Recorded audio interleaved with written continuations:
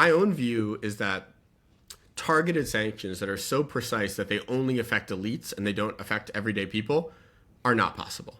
And the best you can do is to really do everything you can to ensure that humanitarian goods are getting in, but almost inevitably you're going to have an impact, because even if you allow shipments of medicine and food, if the country's currency is declining rapidly, is sort of in free fall, and having hyperinflation, people might not be able to afford the necessities that they need. And so my point is not to say that you should never use sanctions or that they're evil. It's that they are a very aggressive tool, and we really should only be using them when there's vital national security interests at stake. We should not be using them frivolously. We should not be using them without an attainable goal in mind.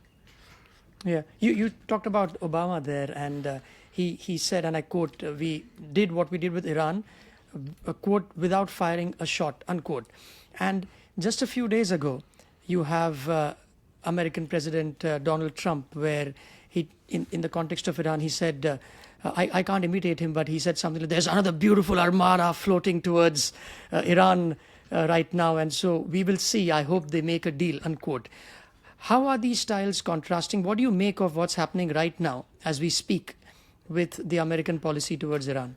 Yeah, I think this connects directly to sort of my most recent point, which is that, if you're going to commit to an economic pressure campaign, to sanctions, you need to have an attainable goal. Because while sanctions are very powerful, particularly when imposed by countries that control these choke points, so like the United States or China, and there are a few others as well, they're not all powerful, right? The track record, for instance, of sanctions accomplishing regime change is very poor, right? There are certain goals where you're not going to achieve them unless you're willing to actually use military force. My own view with sanctions against Iran is one of the virtues of the initial strategy that was put in place by George W. Bush, and that was really seen through to its conclusion by Barack Obama, was that the sanctions were narrowly targeted at Iran's nuclear program. There was a realization that you weren't going to use sanctions to change the Iranian regime. You weren't going to get the Iranian regime to swear off their Islamic ideology, or that they were going to stop supporting groups like Hezbollah or Hamas, but maybe you could stop them from pursuing a nuclear weapon.